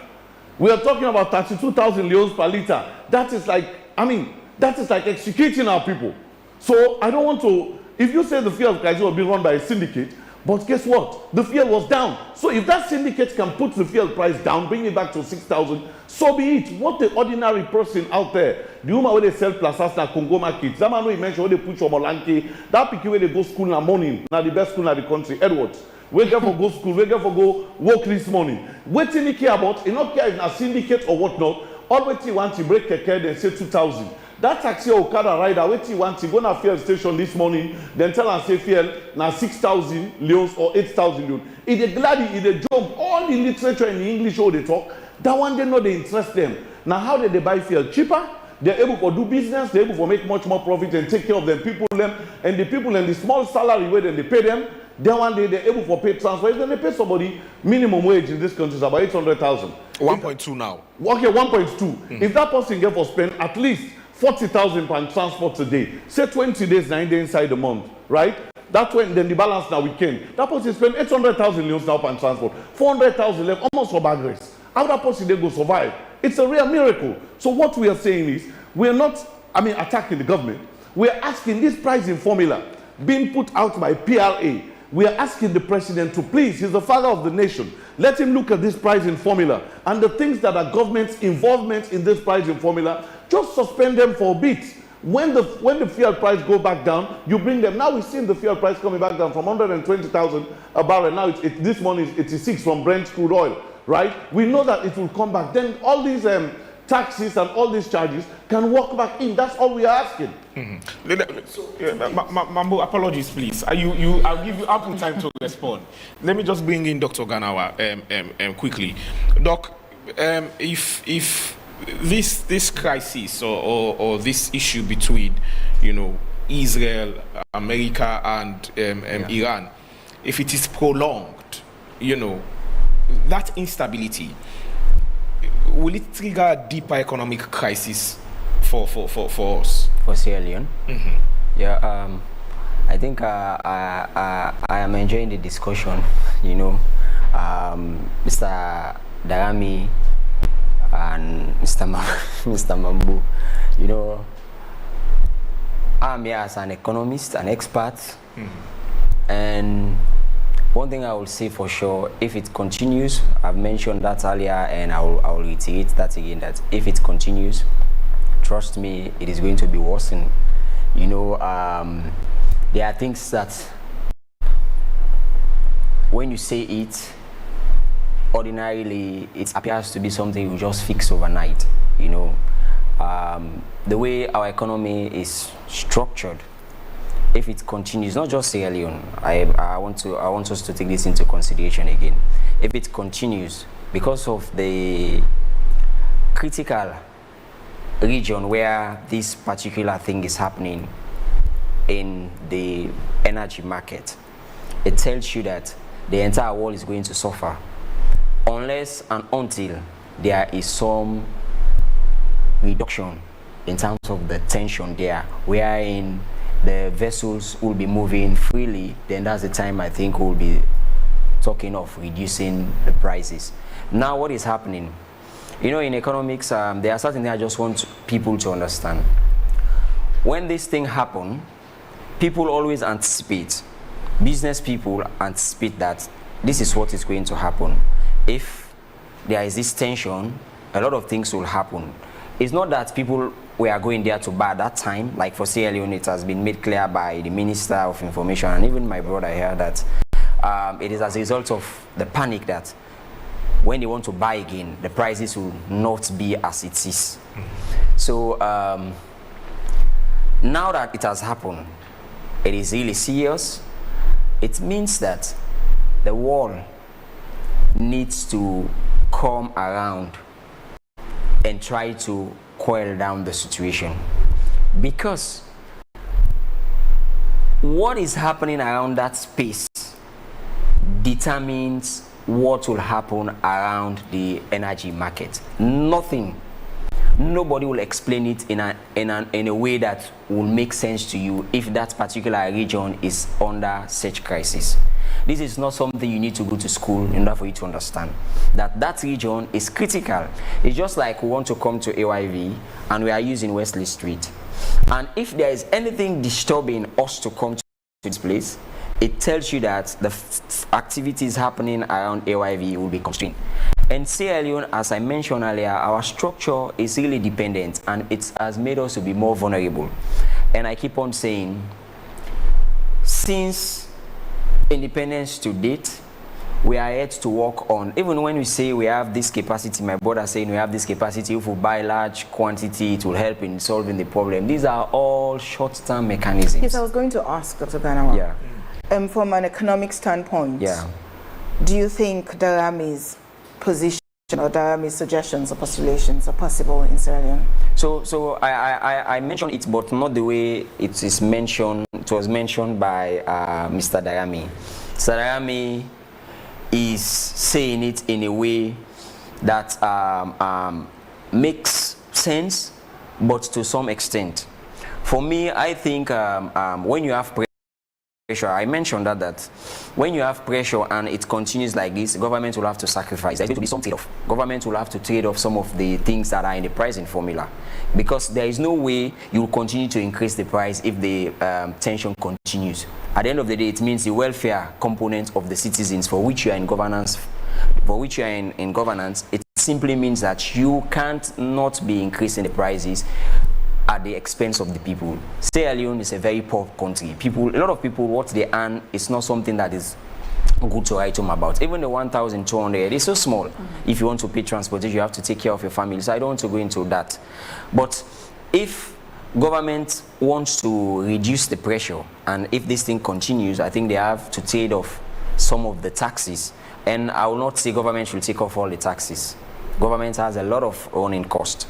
Prudently, as an economist, I will not say that. Even if it is APC in governance or SPP or whatever that is in governance, you need this money to take care of certain things. And his suggestion, there are things that need to be trade off. And some of the things he mentioned is not just about this crisis. Some of these things are things we should, that's why I said we should be having some discussions around some of these things. Some of these things, okay, let's take it off. These are things that we need to reduce, understand, as the case may be. And some of this discussion, when you have it, you don't just get the oil marketing company guys. These are business people. Trust me, they are there to make profits. They want to continue to look at the wealth of their shares or whatever thing they are doing, even though they might be looking at the welfare of Sierra Leoneans, but they are also focusing on their profits. If I'm a businessman there, that's the same thing I'll be doing. But as a government, we involve these guys, we try to get some of these conversations. And I keep on saying, to solve these problems, it's not just a SLPP or APC thing, it's supposed to be everybody in the country. Key players in the room, sit, discuss. But these are things that are happening. Why can't us take this off for this period? And some of these things, we reduce them, because some you can't take off. Like he mentioned about the jetty, understand, he mentioned about the storage facilities. You can't take off those costs, because these are things being run by private people. Understand? If I sign a contract, I have this, I'm running this. If Mr. Darami is the one running this thing, he will not want things to be taken off. Rather, they can reduce it. You know, try to get the bare minimum because of the pressure. But back to your question, if it continues, it is going to deepen and it's going to affect our economy. And perhaps what is more important is for government to think of a medium-term plan. We need to diversify. We can't continue like this. Even if we remove all of these things being mentioned by my senior Edwardian there, trust me, there is no way whenever these things comes up. There is one thing about price, even if it is at 5, if you increase it by 1, just from 5 to 6, people will complain. So it means anytime these things happen, and then when you look at the geopolitics, if you are somebody who is reading the literature, you are following, you know that these are things will stop for a time and it will come again. So how are we going to be always waiting when it happens we fix the problem? Why can't us have a roadmap of diversifying our energy sector? As a country, we should be having now we have some e-kekes now. We have e-vehicles. Why can't us try to get public buses that will be using but even again with those ones you have challenges with electricity. You know, and the generators are dependent on running on fuel. Exactly, on fuel. So when you look at we need to be honest as a nation. Our problem is so serious. We should be discussing these issues not on a political lens, but from a patriotic lens, looking at Sierra Leone and say, no, these are the issues. APC, SLPP, PMDC, NG, etc., etc. What are we supposed to do? Should we develop a 30-year plan to move away from this mess and go into something that will help us as a nation? When whatever thing we do here now will just be us talking about these issues if we are not intentional about it. If we tomorrow again the prices goes up, trust me, with all of these explanations, it will go up again. And another thing again that is missing is information asymmetry, wherein when we communicate, there are a lot of things we don't talk to people about. So when you look at this entire discussion around the increment, what is known by Sierra Leoneans all over is the price of a barrel has increased to 120. Yeah. That is what people know. All of these explanations Mr. Mambu is giving, these are things people are not even aware of. And you go to social media, you'll see a lot of people saying, now that the price has been reduced to this, why is it that the price is the same question you ask? Because when you are explaining, people we are not, you are not having the time to explain to people those variables that makes up this. Now you're talking about insurance, you're talking about the transportation, understand? All of these are things that you should have laid out clearly. And perhaps what is more important, my brother touched on this is something I always say. As a professional, I don't believe in these short-term things and we wait when there is a problem, we go again. What I believe in is for us to have a roadmap where we should be reducing our consumption on fossil fuel as a country. That's one thing we should work on seriously. We don't have too much manufacturing activities happening in Sierra Leone. When people say this, even like what is happening, you close down the university, you have days. How many electricity is being used by universities in this country? Most of our universities don't have lectures after 7. Most. So it means even when you go, I'm teaching at Fabric College, during the day you don't see bulbs on because it's day, the place is bright and all. How many computer labs do we have? So I think back to his point, we need to increase on the volume we are buying. We are constrained with the storage facility. Now we have more. What is coming in is for us to just consume 3 months. And the risk attached to all of these, if you buy for 3 months and the war there, the crisis, the tension increases significantly, then it means even if you have the money to get it will become a challenge. Why can't us try to get because you buy at low quantity, there are other big buyers. Exactly. I mentioned that one. Mambu spoke of that. This has been a problem. But what are we doing as a country? The Guinea approach, I had an interview with an international media, so the person that was doing the interview, like yourself, he mentioned exactly what Mr. Darami explained. This is the model that they are using in Guinea, and it is working well for them. So I think we need to get more players. This brings me to the question before I bring in Mambu. Is the government or the regulatory agency at the mercy of the buyers and dealers of oil? Because if we can't adopt the Guinea strategy, or if we are yet to find a good strategy, in the past we've had countries come to Sierra Leone and study our model. We've had countries come to look at our anti-corruption, commission. We've had institutions come here and look at how our institutions are set up. Why can't we go to Guinea, study their model, and implement it here? Or is it that if we come with those models, because of the type of dealers or the kind of dealers we have here, we can't structurally put that in place? So I keep on saying I'm not a politician, but one thing I will say for sure is we need to have honest conversations around critical areas in our economy. I say this again, we need to have honest conversations. So when a model works in another country, you don't just go copy and come with it, but you should try to understand better. When they explain it to us, like the way it has been explained by my brother, it's so simple. Yeah, it's beautiful. Yeah, exactly. You say, okay, we'll take this and work. But one thing I believe in as an economist, when you go to a particular place to understand the model, you have to understand the model and you look at the political economy again around our own sector. People should be able to understand what actually obtains around our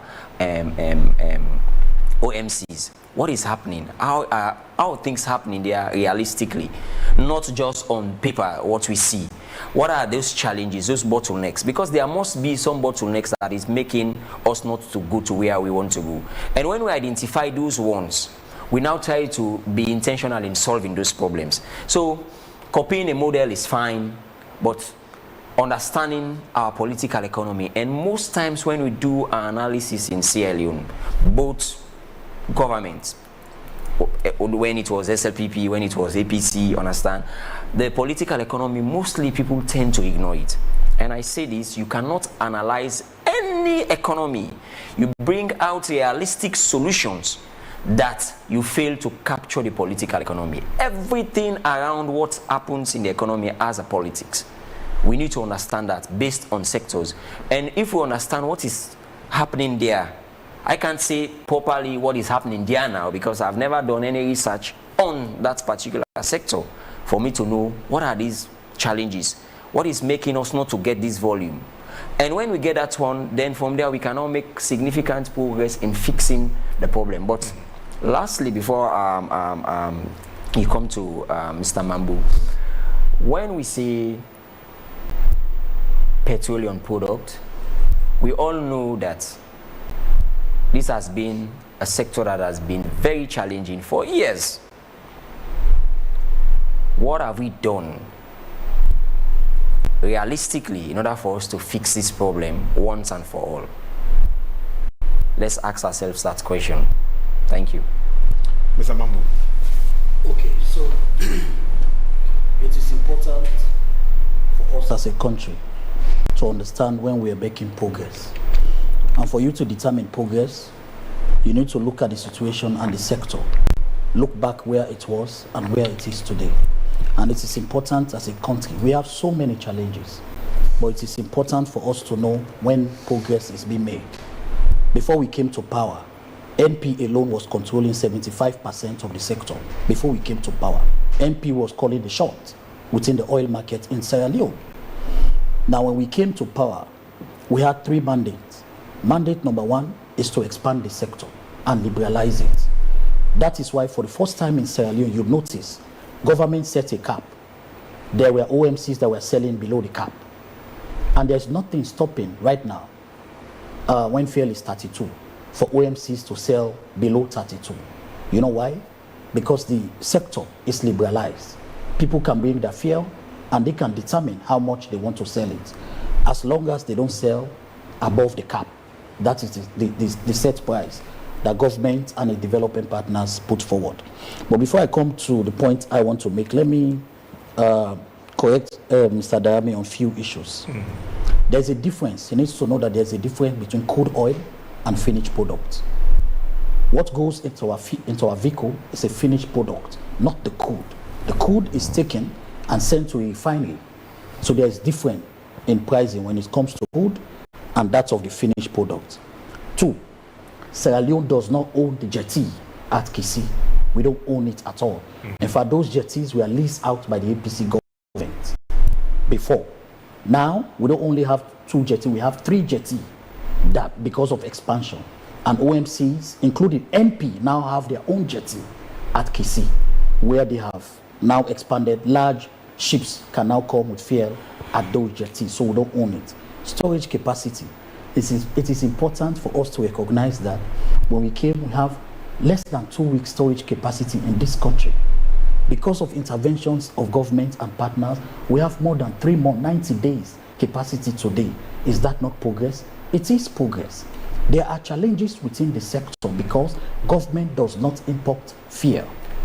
Government does not. Fuel, wholly and solely, is a private business. What government does is to regulate.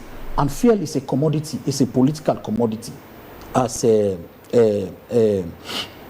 economic just said, because it's a political commodity, it's very complex. But there's more danger to fuel. I can tell you, fuel can be 50,000 for liter in this country. People will buy. But imagine there is no fuel. The political consequences for when you go to the gas station, it is not there, it will be far richer than when it is there, but a little expensive.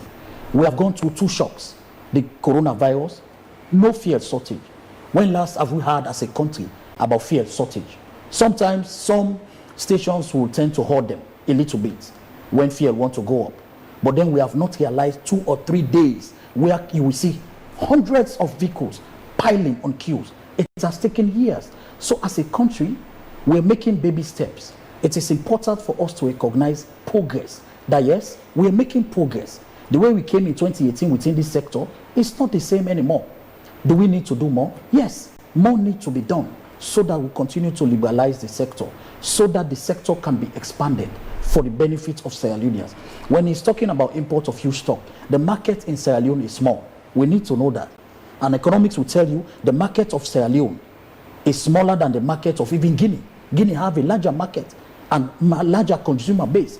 So when business people are planning in terms of importing, they take stock of our market value.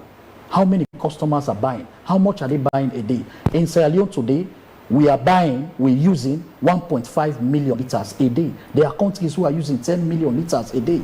There are countries who are using 20 million liters a day. But we have made progress within the sector. My economy talk about diversification. This government have worked when it comes to diversification. Very recently, we have the Mission 300. B Congo is coming up. We are working at the dam station right here at Regent. We're bringing them back.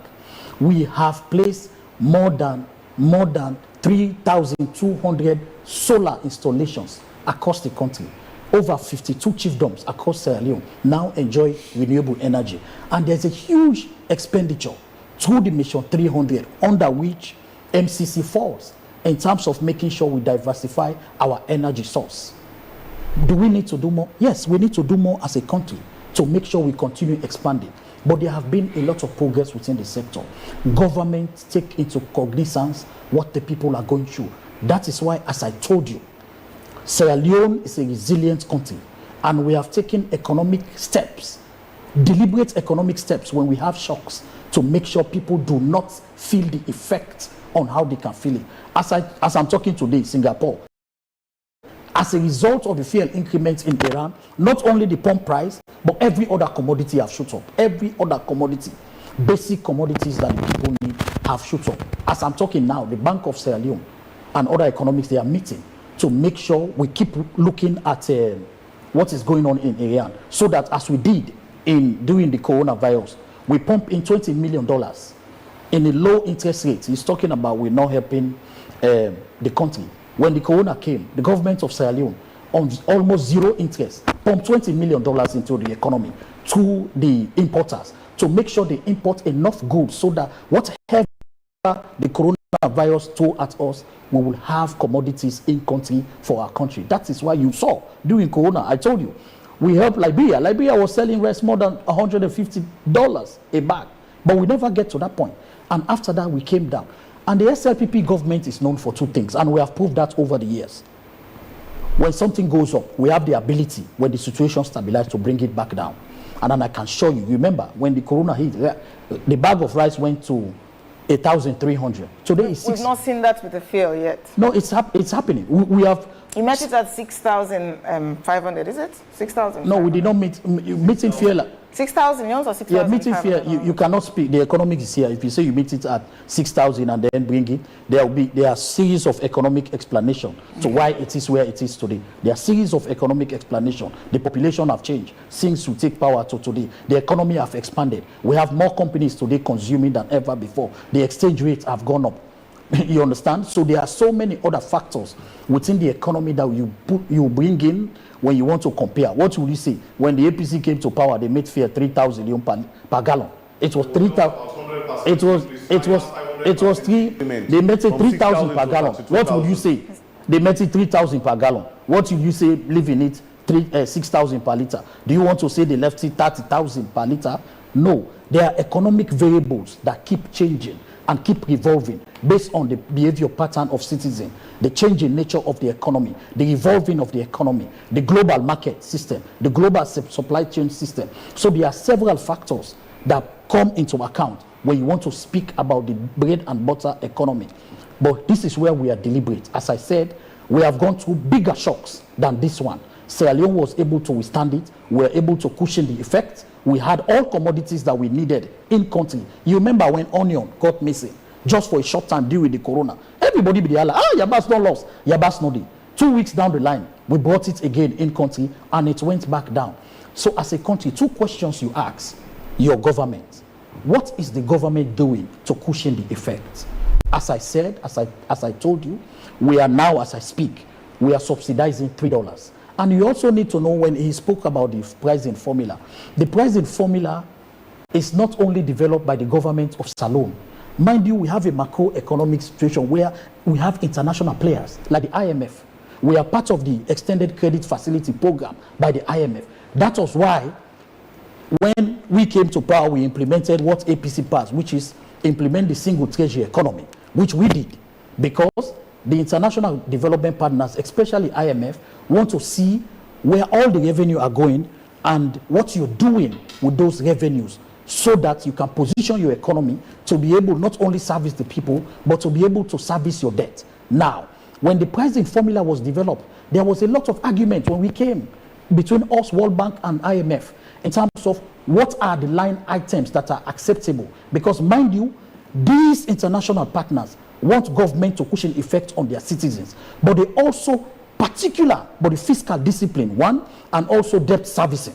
They want to make sure before they continue working with you, they want to make sure you have the capacity, you have the capability and the effect for service your international debt, to service your local debt, because those are some of the key indicators that they come and look for before they say, okay, we'll approve you for an extended credit facility. So we have an entrenched economy that is not only depending on what the government does, it is also being controlled to a large extent because we are a growing economy. I heard last week Ghana is trying to phase out, removing themselves from IMF. That is good because they are moving. We are still a developing country. We have set a roadmap. We have set ourselves up for a roadmap from 2018 to 2039 to make sure we become a middle income economy so that we cannot over-rely on development partners. That's why we are diversifying our fishing sector. You heard about the fishing harbor at John Obi to improve our domestic revenue mobilization. We are diversifying our tourism sector. You go around the peninsula now, you see guest houses, you see resorts. People are utilizing it. People are coming into the country. We want to diversify it. We have launched the biggest single feed salon program initiative, which is the feed salon. In 2025, import of rice reduced by 13% because of our intervention in producing local rice. Now, in 2026, well, because of this war and input in the country, it is estimated that we'll continue to reduce our import of basic rice that we procure. These are deliberate efforts so that we continue to remove our country from over-depending on imports, but make sure we have what we grow in country. Eggs today, we are not talking today again about eggs import, right? Because we have a lot of eggs farm. Sierra Leoneans in Sierra Leone are producing eggs that service the market. So you don't need to import it again. That is our sardine and other commodities that Sierra Leone is producing. Very soon we have the stockpile of iron ore that we don't need to import iron ore in this country again. So there are a lot of economic activities happening under the BO-led government. Are there challenges? Yes, there are challenges because the citizens of a country were never satisfied. Never. Were never satisfied. Even in America, as we speak today, the biggest problem facing the greatest economy in the world today is prices of commodities for Americans. The healthcare, prices of commodities for Americans. They are still struggling with it. Today, as I said, even though America is an oil-producing country, the price of oil at the gas station have shot up. Do we want to place ourselves there? No. The global economy is intertwined. Just like the musician, I don't know if Bob Marley or Lucky Dube, who said, no man is an island. No man walks alone. The global economy is connected. What affects any country affects every other country. So we are not happy for fuel to be at 32 as a government or as a party. No, because it is a political commodity. Are we making effort to make sure this debate could have been different if right now we sit here with Diami and my economic and there are 500,000 vehicles lining up at NP to access fuel, but there is no fuel. The debate we are having here could have been different. But yes, everywhere you go, you can have access to fuel. Even the least village, there are fuel you can access. It is expensive a little bit, which is not something that has to do with the government. The pricing formula, we develop it together with IMF and World Bank. In fact, one of the things these development partners don't like to see, is to make sure where you try to remove some of the taxes that you get. Because the only confidence they will place in you for them to continue working with you, continue giving you money to service your fiscal budget, is your ability to collect domestic tax and the ability to show that yes, you have the capacity to continue servicing your debt. The moment you fall in terms of the capacity you have to start servicing your debt, then they will start asking you questions. Mr. Mambo, as we round off with you, what will be your final words to Sierra Leoneans, who of course are the ones carrying the burden? And there are so many concerns on Facebook. Quickly, so response. Ibrahim Mansari says, our government does not have control over the oil industry in the country. They lack national storage facilities, which were sold off by the previous administration. This government has been unable to establish any. As a result, the government and the public must rely on the private sector for fuel supply. In Guinea, 99% of the gas is controlled by the government, while in Sierra Leone, it is 0%. He goes further to say, Sierra Leone used to have a fuel storage capacity of 230,000 metric tons, which was leased by President Kaba to OFC. This storage capacity was intended to cushion the effect of global shocks in the fuel industry. However, when Anes Baikoroma came to power, instead of expanding the storage facilities or maintaining the lease agreement, he sold everything. EBK effectively ensured to dismantle the system. As a result, the country has no control over fuel storage that could help to compete with the private sector. The government now relies on Tarafigua and ADEX to supply leaving it at their mercy. Therefore, any press release from the government is merely for show. True control is impossible without owning national fuel storage facilities. In contrast, in Guinea, 95% of fuel storage is owned by the government, whereas in Sierra Leone it is zero. This means that OMC can hold the nation hostage even when they are not concerned with the Hormuz corridor, as 99% of Sierra Leonean fuel comes from Russia and not the Middle East. So the OMCs cannot hold Sierra Leone to hostage. You know why? Because we have expanded. We have but some 4 or 5 OMCs importing fuel. They can all not agree on the same thing together. So that's not going to happen. Okay? And 2, the sector is liberalized. So all of them cannot be. We know the underhand game they also playing. You remember when people like Zola was selling below the cap, right? Zala, you mean? Zala, yes. When Zala was selling below the cap, we know of OMCs who were pressing Zala, saying, hey, you are disrupting the market. Within themselves, those politics play. So at a point, they even threaten, say, oh, we'll go na Ujeti, we'll go tell Ubabode, we'll put fire na Ujeti. Government have to provide security. But still, they were scared. Just like the politics within the mobile companies when it comes to tariff, setting up of tariff. You remember when QCell came and all the not. What we will continue to do as a country, we have to be, and as we have been always, Sierra Leone is a resilient country. As the economic said, we need to diversify. But if you look at our medium-term development plan, we are trying to diversify the economy.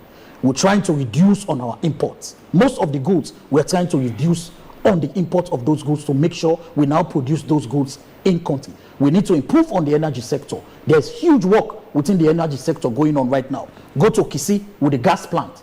It is estimated by 2027, that plant that the U.S. Development Agency is doing will supply 60 megawatt, add 60 megawatt to the capacity we have already by 2027. So we are improving in it. There is plans to improve to go into Bumbuna Phase 2. We are putting up the big Congo Dam again. We are diversifying the energy sources. We are bringing in solar. A lot of chiefdoms around this country now enjoy solar. So we are diversifying, we are moving there. But Sierra Leone have been deprived economically for far too long. So to completely diversify and take us to a middle income economy, it has to take us between now to 2039, which the plan is on already. We're taking those steps, and those steps are deliberate to make sure we achieve those deliverables for the people of Sierra Leone. For the fuel, as I said, there's a weekly meeting. Even today, there's another meeting to look at what is going on. Will that meeting inform the price today? I don't know. I cannot speculate that. But what I'm telling you, are you confident that we'll have a positive result? This government, the future of this country, and the welfare of Sierra Leoneans rests on our shoulder. We care about this country and the people of Sierra Leone more than anybody else. When the conditions are favorable for prices to come down, believe you me, be lie, talai, walai. This is Ramadan. Be rest assured that it determines when the conditions will be. No. That's why I said we are looking at the sector. The oil sector is not being controlled by Sierra Leone alone. This is a global sector, and the prices of barrel alone does not determine the price. There are so many other economic factors now that determine the price at pump. And then I also want Sierra Leoneans to know that the pricing formula was not set up by the government of Sierra Leone alone. This pricing formula was set up in front of the OMC's government of Sierra Leone and development partners. They look at it, they compare it to other countries. So it begs the question, Mambu, that government is not really controlling the fuel issue. Because if the metric system, or if the pricing system formula we're using now, the formula, is bent on what World Bank says, yeah, now this one for use. It's not bent on what they say. I'm coming, because listen, this government cannot even come up with a formula and say that this way one, because again, we are at the mercy of World Bank. Where we need money, then go lend where they set requirements or standard for level meet, we have to meet it, for us to be at par with other countries in the world. So at the end of the day, if they say these are the factors you need to consider, for arrive at the final price, rightly so. And it was done in consultation with the OMC. So the government can't come up with their own formula at all. Okay, let me tell you this. IMF was formed as a result of the end of the World War II to help developing countries move from poverty to a stable economy that will create a future for itself and its citizens. How So I will far not are we say. into that feature as Sierra Leoneans? Let's speak on the Sierra Leonean issue. No, listen. I don't know whether you were small, but I'm sorry, I don't intend to insult you. Yes, but the economy will even tell if you. I were a small boy, Mamu, I don't No, pass no. Tiana this country Okay, so now. let me tell you now. Nothing is moving. Let's speak on what's happening now. Okay, let me tell Let's you. not go into the history of IMF. Okay, What's happening now? Okay, let me tell you. When the war was declared, the war done in 2002, Sierra Leone was a failed state. Am I lying, my brother? Sierra Leone was declared a failed state. The United Nations came in. They had to can set we up. limit this argument since No, 2018 to now? You said what we have done. Sierra Leone Yes, since 2018 to we now. have come a long way. Since 2018 to now, there have been emphatic efforts within this economy to not only stabilize it, and we have had the greatest shock that any government have had in the history of Sierra Leone since 1932, the Spanish flu, which is the coronavirus. But we pulled out from it.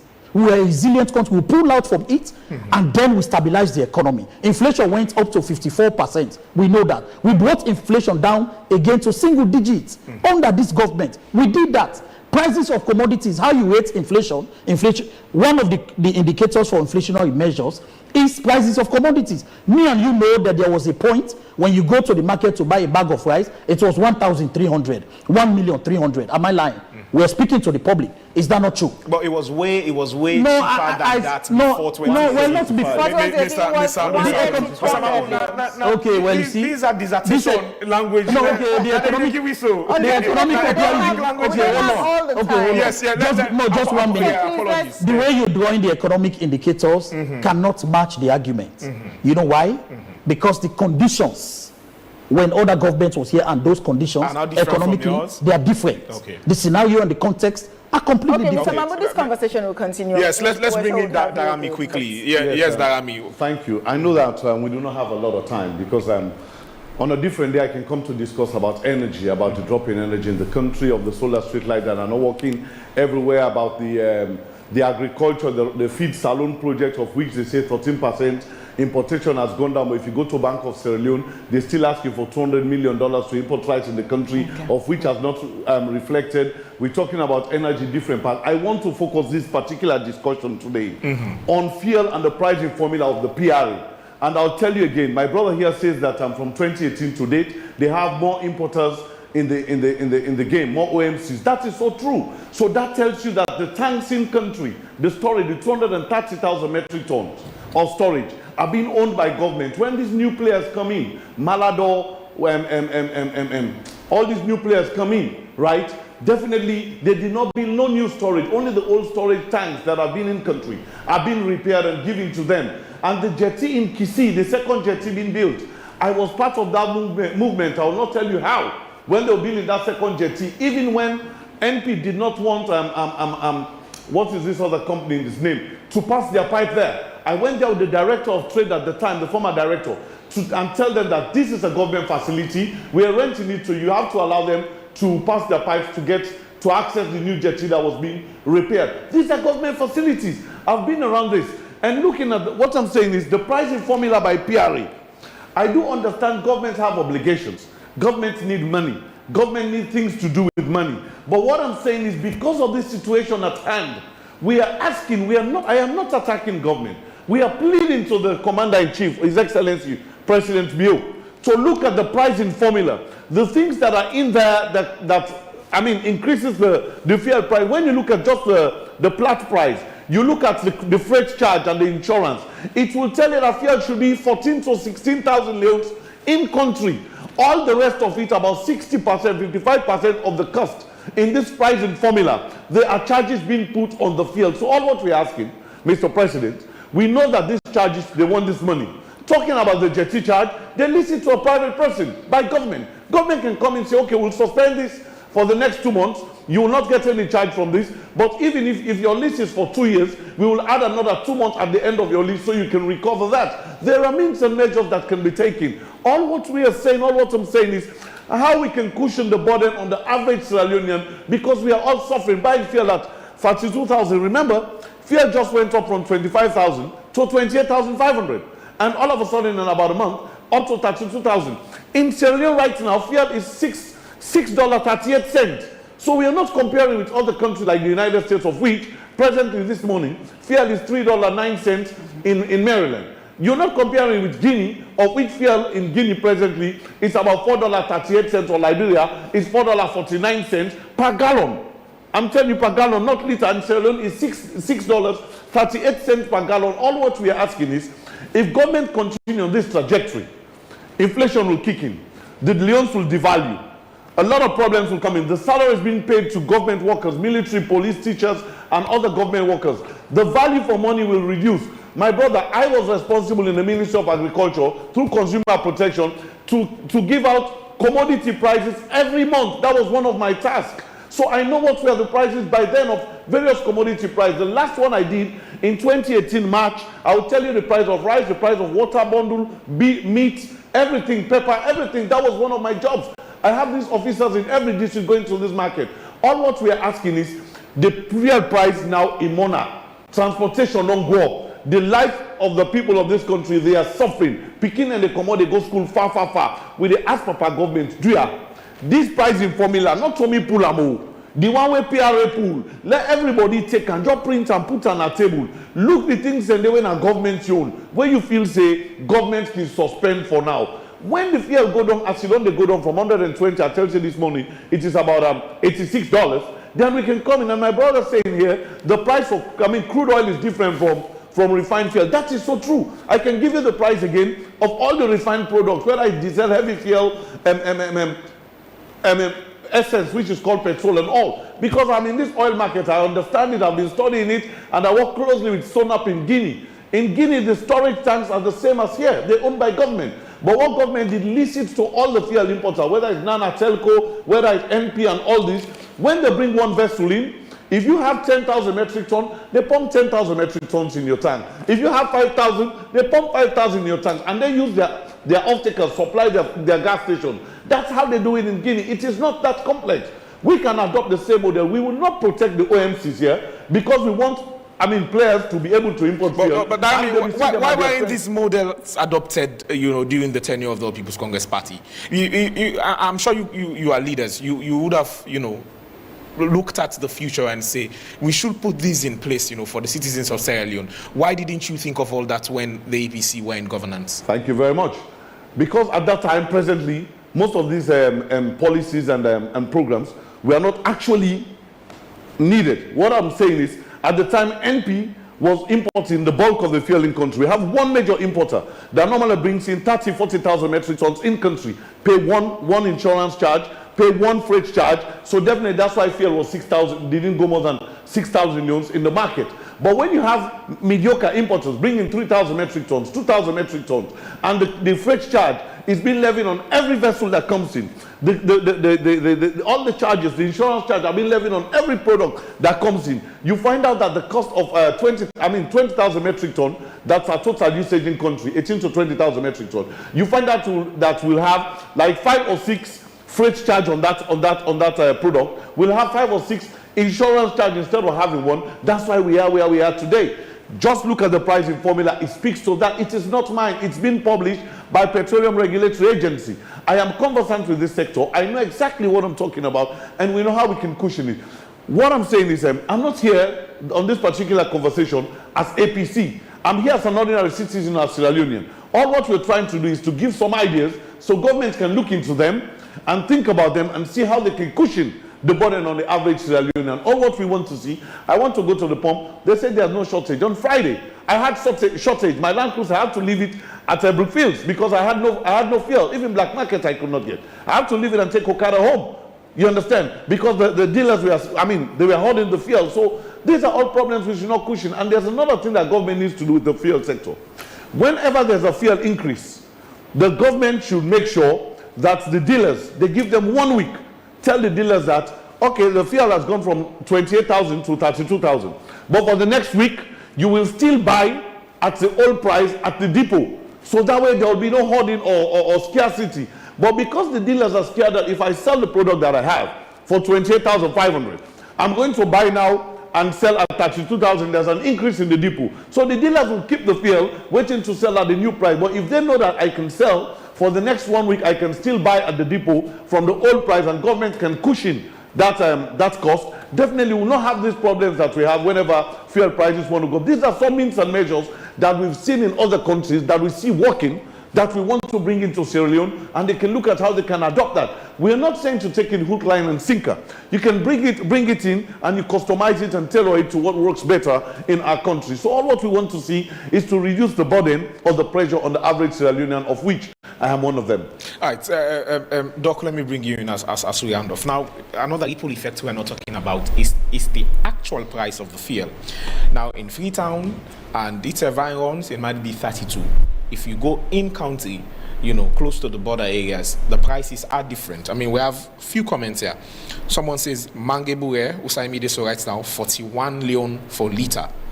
And another person is in Kono. He's saying that currently fuel stations in Kono are closed. And because of that, the Jebu seller there, they are selling it at 35 Leones. I raised that with the minister and of information. His response was the official price is 32. Right across the country, every fuel station is and must selling them at 32. But then we know there are instances where, you know, most of these fuel stations, maybe in the evening, they are closed. And you'd want to have fuel, you know, at the end of the day, just go for go Jebu. But then again, there are instances wherein people within those far-reach areas will also not purchase fuel at 32 Leones. How should we manage that? You know, again, this price control issue. Yeah, I think officially 32 Leone is the price. PRA has a responsibility for them to make sure they have people around to monitor and make sure that people are selling, one. Two, they are selling at the official price. Business people are always looking for opportunities. Some business people are looking for opportunities in order for them to exploit people when they have the opportunity to do that. So PRA has a responsibility in order for them to up their game in making sure that there is a lot of monitoring across.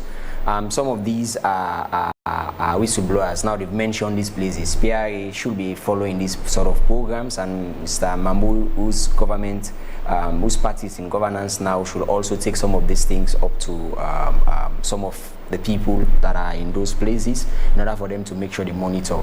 But that's something that has been Sierra Leone, mostly when they say things are going up, people are always ordering in order for them to make super abnormal profit. So it's not strange, just that PRA needs to up their game. You need to make sure you go to these places, try to see, even here, like he said in Kono, some of the places they are not selling. Why are they not selling? Is it that they don't have products in their tanks? If they have, you know, there was a time I saw on social media where the head of PRA, Balua, was moving around. Some stations were closed, you know, those sort of things. That's something they should continue to do. And perhaps what is more important, they should have it as a strategy that whenever there is an increase, there are tendencies for such to happen. So at that time, their monitoring capacity should be up and running. Yeah. Do you think at this point, Leone should have a rethink, and we should consider strategizing and changing our energy strategy to ensure we reduce our dependence on imported petroleum products? Yeah, so 13 years ago, this was what I was saying, and I will continue to say it, that at any time we are the receiving end, it means it makes us to be vulnerable. So we should up our game. The M300, a lot of things are happening around. And another thing again, the demand for fuel has increased significantly over the years. Now you have more people having cars, more people, you know, even electricity, the demand for all of these things, it has increased. So it means it has made us to be more vulnerable now to externalities like what is happening now in Iran. So as a result, we need to be very intentional. And my brother there is from APC, this man is from SLPP. You know what I observe here? It has given me the assurance of what I normally say, that to fix Sierra Leone is not just an APC or SLPP thing. It's supposed to be everybody. He's having brilliant suggestions there, and Mr. Mambu is also having his own. So it means you look at the country, we have people that will sit, and in order for us to say we need to rethink it, it is not something we should be even discussing. We should be on on it now as a country. We should sit together, discuss it, things that are working, things that are not working. And I mentioned one thing that we should try to customize, because I am one person that does not believe in copy and paste. Things that are working in Jamaica, you come with them here, they can fail, hopefully, because we are unable to understand the political economy, understand the context in which you are going to utilize it. So I think we need to rethink it. We need to start, and these bodies that they are setting up, we should not just have people in governance or the IMF or World Bank people or the OMCs. We should also have other players that will contribute to it. That is what I think we should do. What would be your final words to the government and, of course, the people of Sierra Leone? So the final word to government is government to look at this and try to look at the different ways in which they can try to reduce the pressure on people, because people are suffering. People are suffering. People are suffering. I keep on emphasizing. So as a result, government should try to work on their strategy for the medium term, and also try to, for the schools, why is government not thinking of having electronic e-vehicles, buses for school going kids? That will reduce the pressure on imported fuel. Also, government should look at how this tension going, how they should be able to look at that pricing formula and try to see what they can reduce, so that at the end of the day, the pressure will not be on the general populace. And also for the general citizens, these are challenging time. And this makes an opportunity for us to rethink our lifestyle. Moving out unnecessarily now is something you need to take into consideration. I know the idle worker now man for seize on them. But what is more important is we should call on government in order for government to look at us and see a way of reducing this price. As things are happening now, we've started seeing the barrel going down up to 86. Before coming here, it was around 90, now it's 86, so it means that it is going down. Government should try to reduce it, and government should look at the long run. How are we going to fix these things so that when things like this happen, which will continue to happen eventually, we should have a way of not receiving the impact as we are receiving it. And the last thing here is government should have a team that does not just look at SLPP people, but should also look at people around the different political parties, people that are not part of political parties, that are intentional for the development of this country, so that at the end of the day, we'll have a roadmap that speaks to development with intentionality, so that whosoever is in governance, we should help in developing this country, because we only have one country, no other country, is only Sierra Leone. Mr. Mambo, what would be your final words? So on your last point, the SLPP government is known for that. We have a lot of people working in this government who are not party card carriers for SLPP, but they are professionals in what they do. So the SLPP try to bring them, and we also try to diversify. If you go to Parliament, the SLPP government is working with opposition members of Parliament to make sure we push a lot of development agenda for the country. I want to assure the public that the SLPP government is looking at what is happening, and even today there is a meeting, and we'll continue to review as the trend goes. For us, we believe that the people gave us a mandate to make sure we do not only change their lives, but we are able to stand in the gap when there are problems. And today in the world, there's a problem in the world that's affecting every other country. We need as citizens to recognize that there is a problem in the world. Look at Dubai. A lot of people around the world used to go to Dubai for holidays, vacations, right? If they tell you how much billions Dubai have lost in just 2-3 days, it's enormous. And these are not something countries were planning for when they were projecting the economic growth for 2026. But now it has factored in. So it is not only happening to Sierra Leone. Go to the Gulf states, go to other African countries. It is happening. But Sierra Leone, we as a government are determined to make sure we try to cushion the effect. That's why starting on the 1st of April, minimum wage is moving from 800 to 1.2 million euros, or to 1,200 now in the new deal. So we're doing things to continue to cushion the effects, to continue to cushion the effects for citizens. We will continue to update the public on happenings around the fuel sector. And believe me, we are called talk and do. When the situation is favorable, trust me, I will be the first to be here to tell you, and people will notice that the fuel have come down. And we are only known for that. When something goes up, when the situation is favorable, we'll bring it down again. But what we are particular about is to make sure the product is in country. When you go, imagine the army went yesterday, it didn't have fuel. Imagine if it goes again today, there is no fuel. Tomorrow there is no fuel. What will happen? The situation will be catastrophic.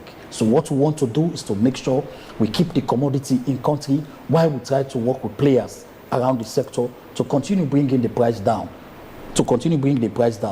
On the people who are holding the fuel, as I move from here, I'm going to PRE to make sure they continue expanding. Make sure, because fuel is 32,000 across the country, irrespective if you are taking a vehicle of fuel from here to Kono.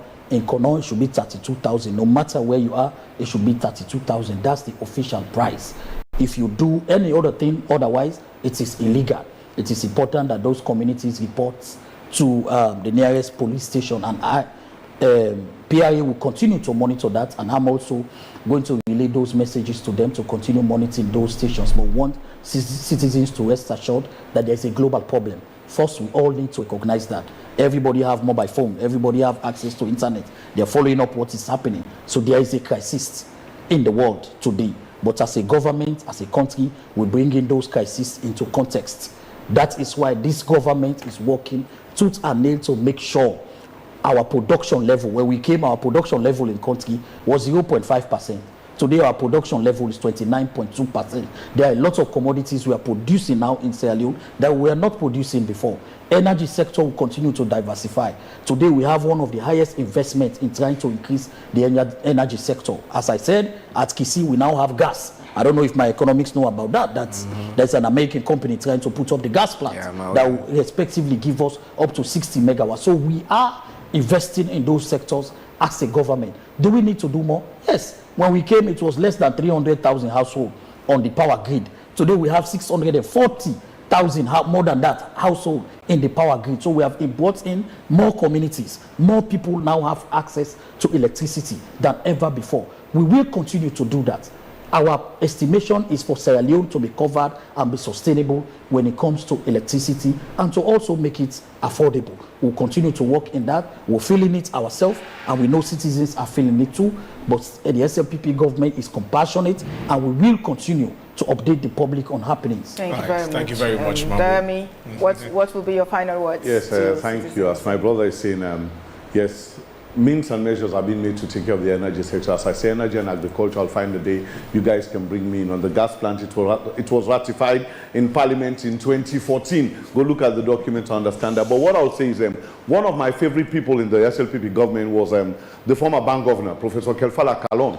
During the corona, what he did, he gave, he supported importers with foreign exchange, with no interest rates, which helped to stabilize the economy at the time. Goods and services were held at a stable pace. So some of these measures can be made again on the field, taking out the subsidies. I understand some of the means and measures, like the Minister of Trade, he's going up and down, having sleepless night, Mr. Sisi. I see what he's doing with the fuel dealers, going to the jetties and all, to try to cushion this. Even the Transport Minister, retired Major Fande Toure, he's fighting out to see how he can stabilize transportation prices, but the problem is the fuel cost. So I'm just asking Mr. Mambu, since you have access to His Excellency, just talk to him that some of these means and measures can be taken away from the pricing formula. At least some of those people can be able to do their jobs for now. When the fuel stabilize again, then they can bring them back. All what we are saying, advocating for, is to see how the suffering masses, we the suffering masses, can be cushioned by the government, and the only person that can do that is the government in power. So we're asking that some of these taxes and all, definitely you'll get it from other importation from the port, from the airport, from various, or from the mines and other things. Or you can call some of these big mining companies to front-load government with maybe 20% of what they have to pay next year. So you can cushion that in with what you're going to lose on the fuel pricing formula, and we can hold that to cushion the problem of the suffering masses. But some of us, we are available. At any time they call us to bring our ideas and all of what we know and what can help this country. For me, I am a Sierra Leonean before being a member of the All People's Congress, so I prioritize Sierra Leone a whole lot, and I'm one of the citizens out there. Whatever it is that happens, impact our lives. So we are ready to contribute and come in and see how we can help this country move forward. Thank you. Thank you very much, Mr. Darami. And just so you know, we're expecting Mr. Bami Anthony from MBSS. Definitely he didn't show up. Well, thank you very much, gentlemen, for joining us this morning. This is where we would end today's edition of Wake Up Sierra Leone. We say thanks to our sponsor, Cal Commercial Bank, for their support of the program, and to all our audiences. We do appreciate your time. I am Alimatu George. And I am Bokari Matia. I say stay tuned to AYV throughout the day as well for other exciting programs coming up. So we'll meet again for another interesting edition of Wake Up Sierra Leone. Do take care of yourself.